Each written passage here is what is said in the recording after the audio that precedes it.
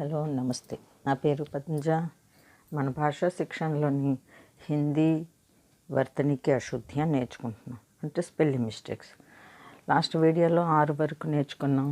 ఈరోజు మిగతా నేర్చుకుందాం. సో 7th వన్ ఏంటి అంటే షే और షాకి అశుద్ధ్య, అంటే షా షల్జం కా, షా షట్కోన్ కా, ఈ రెండిట్లోని మిస్టేక్స్ చేస్తున్నారు. ఏంటి అంటే దీనికి కొన్ని నియమాలు ఉన్నాయి. ఆ నియమాన్ని ధ్యానంగా ఉంచుకుంటే, మైండ్లో పెట్టుకుంటే మిస్టేక్స్ రావు అని जिन तत्सम शब्दों की संस्कृत धातुओं में शा का प्रयोग होता है. ఓకే, సంస్కృత వర్డ్లోని షా యూజ్ చేసేదే తత్సం, తద్భవ, తత్సం తెలుసు కదా. సో ప్లేలిస్ట్లో చూడండి, గ్రామర్లో తెలిసిపోతుంది తత్సం తద్భవ. సో ఈ షాది షాలాగే ఉండిపోతుంది. ఫర్ ఎగ్జాంపుల్ ఏంటి, శిష్య అని ఉన్నదనుకోండి, దానికి వేరే అక్షరం శిష్య, శేష్, శిష్ట అలాగా. అలాగే రూస్ట్, రోష్, పుష్ప, పోషక్. సో ఈ షా తత్సంలో కూడా షాయే ఉంటుంది. ఇదొక నియమం. సెకండ్ ఏంటి అంటే కా, చ, ట, ఠ, ప, ఫ కి పూర్వ యది. ఓకే, ఈ లెటర్స్కి ముందు విసర్గ అంటే తెలుసు కదా, 2 చుక్కలు ఉంటుంది. సో విసర్గ వస్తే సంధి అయ్యాక, సంధి విచ్ఛేదలో విసర్గ వస్తుంది. సంధి అయ్యాక అది ఆఫ్ షాలో కలిసిపోతుంది. ఫర్ ఎగ్జాంపుల్ చూడండి, నిష్కపట్, ఇది సంధి అయిపోయింది కాబట్టి హాఫ్ షాలో కలిసింది నిష్కపట్. సంధి విచ్ఛేద్ చేస్తే నిహ ప్లస్ కపట్. అలాగే నిహ ప్లస్ కామ్ నిష్కామ్, నిహ ప్లస్ ఫల్ నిష్ఫల్, నిహ ప్లస్ ఠా నిష్ఠా. ఓకే, అలాగే ఇంకొక నియమం ఏంటంటే वाष्प, पुष्प, भाषा, वृषभ, कृष्ण, पुष्प आदि शब्दों में भी शा का प्रयोग ही होता है. సో ఈ ప్రాక్టీస్ చేస్తే ఈ మిస్టేక్స్ ఉండవని.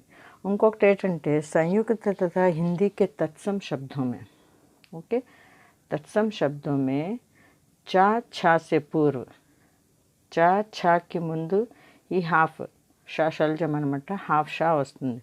ఫర్ ఎగ్జాంపుల్ నిశ్చల్, నిశ్చింత్, దుశ్చరిత్. దీనికి సంధి విచ్చేస్తే నిహ ప్లస్ ఛల్ నిశ్చల్ అని వస్తుంది అనమాట.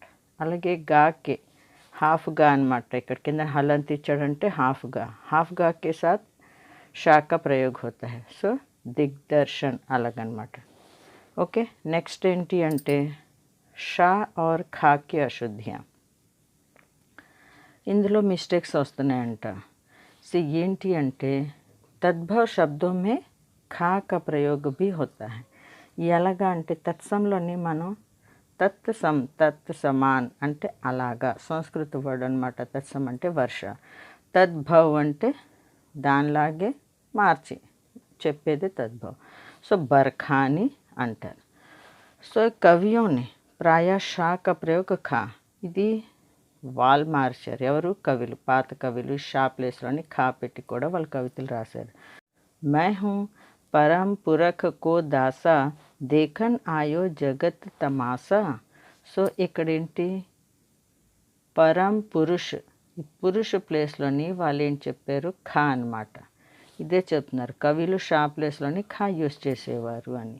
సో పరం పురుష్ ప్లేస్లోని పరం పురుఖ్ అని వాళ్ళు యూస్ చేశారు. ఓకే, నెక్స్ట్ ఏంటి అంటే 9th వన్ క్షా और ఛా కి అశుద్ధ్య. ఈ రెండిట్లో కూడా చాలా మిస్టేక్స్ వాళ్ళు చేస్తూ ఉంటారు. या पहले बता चुका है कि का और शा मिलकर क्षा बनता है. హాఫ్ కా ఇంకా హాఫ్ షా కలిస్తే క్షా తయారవుతుంది అనమాట. సో ఇందులోని కొంతమంది మిస్టేక్స్ చేస్తూ ఉంటారు. సో ఈ ఖా కే స్థాన్ పర్ ఛా కా ప్రయోగ్ హువా హై. దానివల్ల ఏం చేస్తున్నారు? ఖాకి ప్లేస్లోని ఛా యూజ్ చేస్తున్నారు. లక్ష్మణ్ కే స్థాన్ పర్ వాళ్ళు ఏంటి రాస్తారు? లక్ష్మణ్ అని. అలాగే క్షమ, క్షమ అంటారు. సో క్షమ బడనే కో చాహియే ఛోటన్ కో ఉత్పాత, ఇది పోయంది అనమాట లైన్. సో ప్రత్యక్ష కే స్థాన్ పర్ ప్రత్యక్ష అంటే ఈ క్షా ప్లేస్లోని ఛా యూజ్ చేస్తున్నారనమాట. ఓకే, నెక్స్ట్ మిస్టేక్స్ ఏంటి? బా और వా, బా ఇంకా వాలో కూడా చాలా మిస్టేక్స్ చేస్తున్నారనమాట. దీనికి రీజన్ ఏంటి అంటే బాల్ఘాత్ మే శుద్ధ శబ్దం కా ప్రయోగ నహీ హోతా. బాల్ఘాత్ అంటే ఏంటి మీకు నా వీడియోలో చూడండి తెలుస్తుంది. बालाघात అని. సో బాలాఘాత్ में शुद्ध శబ్దం కా ప్రయోగ नहीं होता అంటే వాళ్ళు పలకడం రాంగ్గా పలకడం వల్ల కూడా ఈ బాకి వా. సో సాధారణంలో వనవాసకు బనవాస్ అని అంటారు. సో అందుకని వాళ్ళు ఏం చేస్తారు, వనవాసకి బనవాస్ అని పలుకుతూ ఉంటారనమాట. కేశవ్ దేవ్, సో కేశబ్ దేవ్ అని అంటే వా ప్లేస్లోని బా అని రాసేస్తూ ఉంటారనమాట. సో संस्कृत के अधिकांश शब्दों में बा का प्रयोग ना होकर वा का ही प्रयोग होता है. సంస్కృతిలోని ఎక్కువ బా ప్లేస్లో వాని యూజ్ చేస్తారు. వన్కి బన్, వినాష్కి బినాష్ అని. ఓకే, సో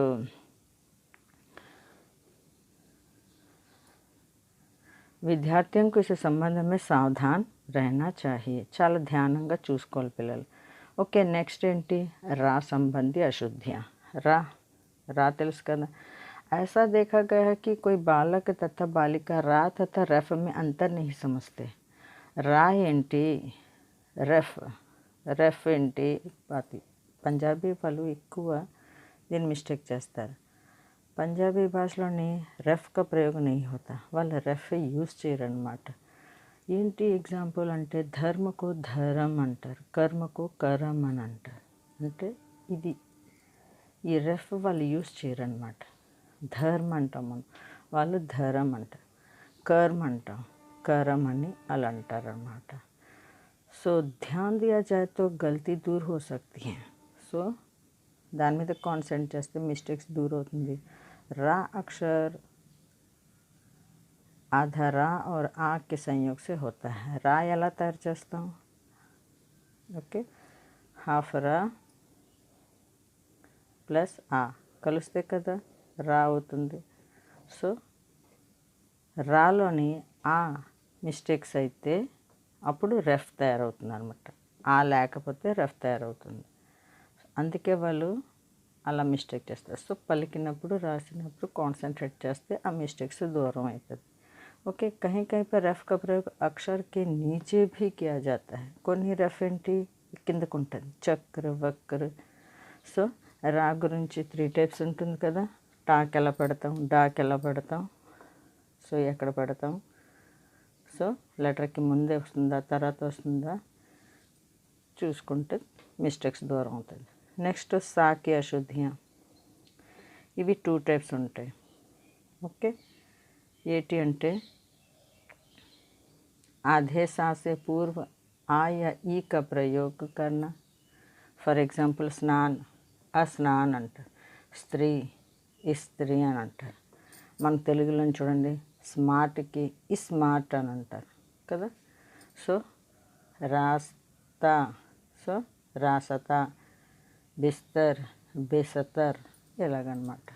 అలాగే नेक्स्ट विदेशी शब्दों का प्रयोग. विदेशी अंटे इंग्लिश वर्ड्स. विदेशी शब्दों के प्रयोग में मूल तत्सम शब्दों के स्थान पर उसका तद्भव रूप भी होता है.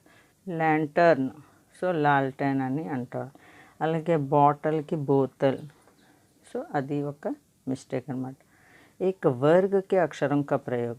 एक वर्ग అంటే తెలుసు కదా, కా వర్గ్ అంటే కా ఖ గ ఘ इंगा चा वर्ग अलगा. कोई एक वर्ग के अक्षरों का प्रयोग. जहाँ पर एक ही वर्ग के अक्षरों का संयोग होता है वहाँ पर केवल उस वर्ग के प्रथम और तृतीय का ही प्रयोग हो सकता है. खट्टा, सुग्गा, ఓకే, అలాగే హక్క, బక్క. సో అది కూడా కొంతమంది ఈ ఖా రాసేసి మళ్ళీ ఈ కా రాయడం అలా కాదు. సో సేమ్ వచ్చేదన్నమాట. అది కూడా మిస్టేక్స్ కంట్రోల్ అవ్వచ్చు చూసుకుంటే, కాన్సన్ట్రేట్ చేసుకుంటే.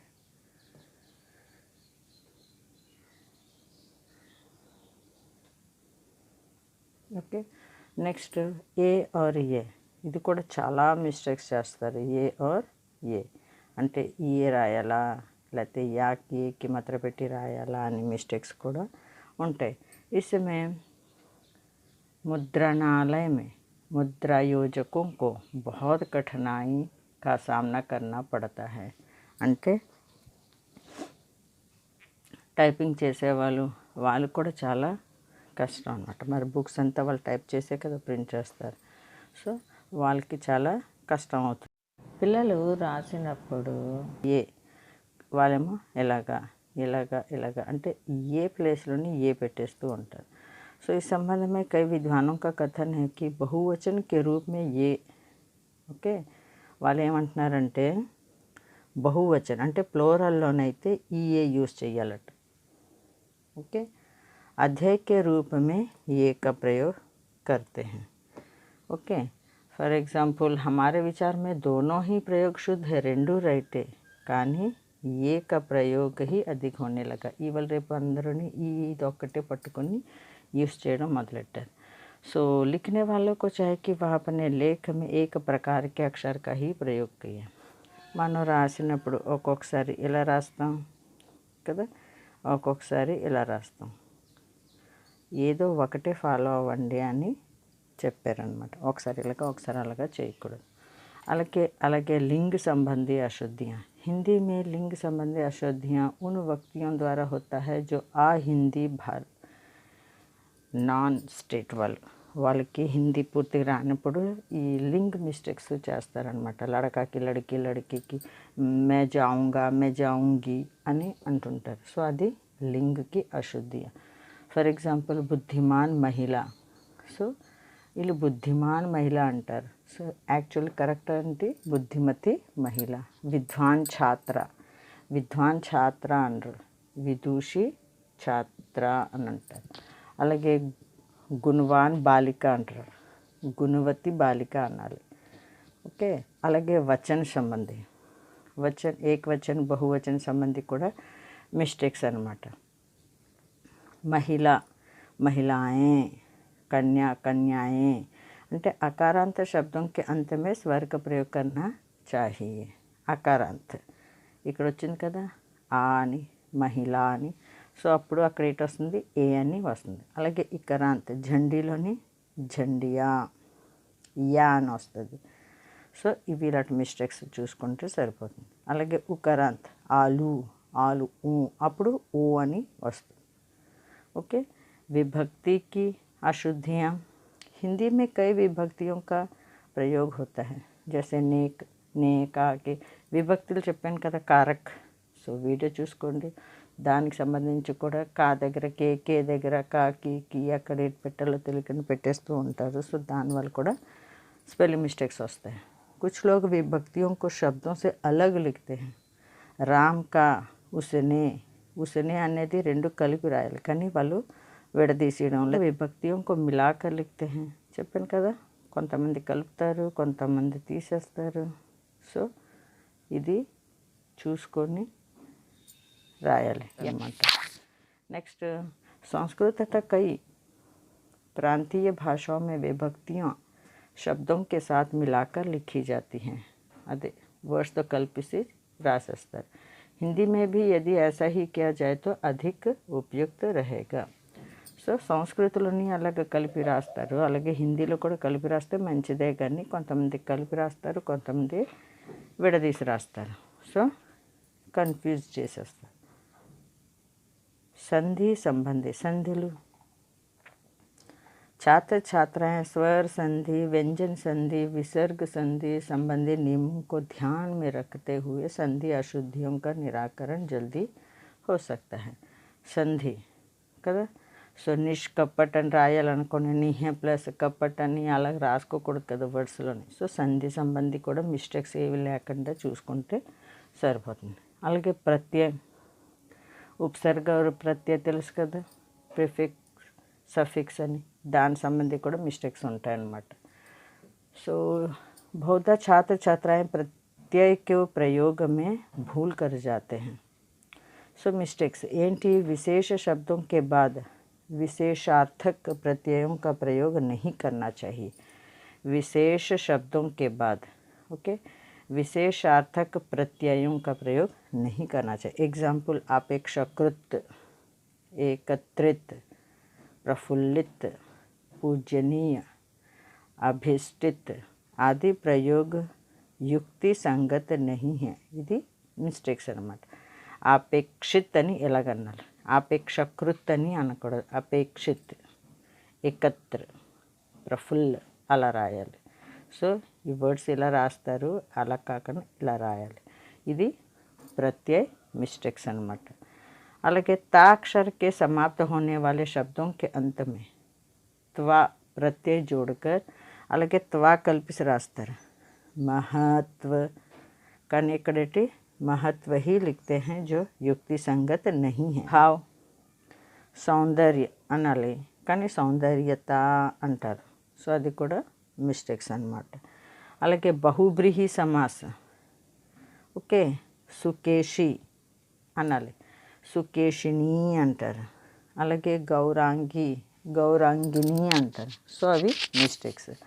అలాగే ఇంకొకటి ఏంటి అజయి, ఇది అజయి అని అనాలి, కరెక్ట్. వాళ్ళు ఏమంటారు ఈ యూస్ చేస్తారు. ఇక్కడ చూసారా, ఇది మిస్టేక్స్, ఇది రైట్ అనమాట. సో ఈకి అలాగా చేసేసి మిస్టేక్స్ చేసేస్తున్నారు. మనం చూద్దాం ఏంటంటే అక్షర విన్యాసకి అశుద్ధియం కా నిరాకరణ. ఈ మిస్టేక్స్ని మనం ఎలా దూరం చేస్తాం? కొంచెం స్పీడ్ చేసేస్తాను, మనం కొంచెం సింపుల్గా తెలుసుకుందాం. స్వయం संशोधन विधि द्वारा, ओके, विधि द्वारा यह प्रयास किया जाता है कि विद्यार्थी స్వయం అప్ని అశుద్ధియం కు జాన్ సకే. అంటే వాడు వాయిస్ విని వాడు ఎక్కడ మిస్టేక్ చేస్తున్నాడు అంటే వాడు మటుకు వాడు కరెక్షన్ చేయగలగాలి. కోశ का उपयोग करके అంటే డిక్షనరీ యూస్ చేసి శుద్ధ శబ్ద సూచి దేక్ కర్ కరెక్ట్ స్పెల్లింగ్ ఎక్కడ వస్తుందో చూసుకొని అశుద్ధియం కా స్వతः నిరీక్షణ करके ఎక్కడ మిస్టేక్ చేసినా వాడు మటుకు వాడే కరెక్షన్ చేసినా సో నెక్స్ట్ టైం వాడు తప్పులు రాయడు. శుద్ధ ఉచ్చారణ కా అభ్యాస్, ఓకే, కరెక్ట్గా ప్రొనౌన్సియేషన్ వల్ల ఎలాగ మిస్టేక్స్ దూరం చేయాలి కదా, కరెక్ట్ ప్రొనౌన్సియేషన్ ద్వారా చేస్తూ ఉంటే వాడు మిస్టేక్స్ పోతుంది. అలాగే సులేఖకి అభ్యాస ద్వారా రాస్తూ ఉండడం వల్ల కూడాను వాడు మిస్టేక్స్ దూరం చేయగలుగుతారు. నెక్స్ట్ అంటే వ్యాకరణకి నియమంకో జ్ఞాన్ కరాకే. వ్యాకరణ బాగా ఫుల్ ఫ్లెడ్జ్గా వాడికి అర్థమైతే బహువచనం, క్రియా సంబంధి, కారక ఇవన్నీ బాగా ఆ వ్యాకరణ సంబంధ జ్ఞానం ఉన్న మిస్టేక్స్ దూరం అవుతుంది. అలాగే శారీరక దోషంగా వాడిది ఏదైనా ప్రాబ్లం ఉన్నా సో దానివల్ల కూడా కరెక్షన్ చేసుకుంటే సెట్ అవుతుంది. సో అధ్యాపక ద్వారా సంశోధన, టీచర్ చేసిన కరెక్షన్స్ కూడా వాడు చూసుకొని మళ్ళీ దానికి ప్రాక్టీస్ చేసిన మిస్టేక్స్ రాదనమాట. अक्षर विन्यास का अभ्यास, ओके, अक्षर विन्यास के अभ्यास का सबसे अच्छा శబ్దం కు బార్ బార్ లిఖవానా. అస్తమాన్ రాస్తూ ఉండాలి. ఏదైతే మిస్టేక్స్ అయిందో, ఏదైతే స్పెల్లింగ్ మిస్టేక్స్ అయిందో, కొంచెం కష్టమైందో అది అస్తమానం ప్రాక్టీస్ చేయడం వల్ల కూడాను వాడు నెక్స్ట్ టైము ఆ రాంగ్ రాయడు. ఖేల్ విధి ద్వారా ఆడుతూ పాడుతూ కూడా మిస్టేక్స్ దూరం చేయొచ్చు. అక్షర విన్యాస ప్రత్యోగిత కాంపిటీషన్ ఎలాగా అంటే 2 గ్రూప్స్లో డివైడ్ చేసేసి పూछे गए शब्दों की वर्तनी बारी बारी से दोनों समूह बताए. స్పెల్లింగ్స్ ఒక్కొక్కరు చెప్పడం అని దీనికేంటి దానికేంటి ఎలా రాయాలి ఏంటి అని వల్ల నెక్స్ట్ టైం వాళ్ళకి ఇంట్రెస్ట్ పడుతుంది. అయ్యో ఈసారి మేము ఓడిపోయాం, నెక్స్ట్ టైం మేము గెలుస్తాము అని ఇంట్రెస్ట్ వల్ల కూడా వాడు నేర్చుకుంటాడు. అలాగే శ్యాంపట్ బోర్డు మీద ఒక వర్డ్ రాసేసి పిల్లలకి చూడమండం, ఫిర్ ఉస్ శబ్దం కో ढाप दिया जाता है कपी से. సో బాలకం కు వర్తని బతానే కే లియే కహా జాయే. సో ఏటేటి రాసాము బోర్డు మీద అవి మీ బుక్లో రాసి చూపించండి అని అలాగా ఆడుతూ కూడా చెయ్యొచ్చు. సో నెక్స్ట్ కిसी शब्द को लेकर उसके अक्षर का उलट फेर एक श्यामपट पर लिख दिया जाए. फिर బాలకం ద్వారా శుద్ధ శబ్ద అదే జంబల్ వర్డ్స్ లాగా ఇచ్చేసి దాన్ని కరెక్షన్ చేయడం, పిల్లలకి ఆడిస్తూ వాళ్ళ మిస్టేక్స్ని దూరం చేయడం అన్నమాట. బాలకం సే శబ్దం కి అంచరి ద్వారా so fill in the blanks లాగా అలాగా ఆడుతూ పడుతూ వాళ్ళకి మిస్టేక్స్ దూరం చేయగలగాలన్నమాట. అలాగే శబ్ద సూచి जिन शब्दों का बालक अशुद्ध विन्यास करता है और अध्यापक उनका शुद्ध कर देता है, ऐसे शब्दों की सूची बना लेनी चाहिए. ఏటేటి మిస్టేక్స్ రాసాడో ఇప్పటికి పిల్లలు వాడు మిస్టేక్స్ రాసిన వర్డ్స్ అన్నీ ఒక దగ్గర పెట్టి వాడు దానికి 4 సార్లు 5 సార్లు రాసి ప్రాక్టీస్ చేస్తారు కొంతమంది. సో ఆ విధంగా కూడా వాడు మిస్టేక్స్ దూరం చేసుకోగలరు. ఓకే, మీకు నచ్చినట్లే కమెంట్స్ చేయండి, సబ్స్క్రైబ్ చేయండి. మళ్ళీ నెక్స్ట్ వీడియోలో కలుద్దాం. అంతవరకు సెలవు, బాయ్. Take care.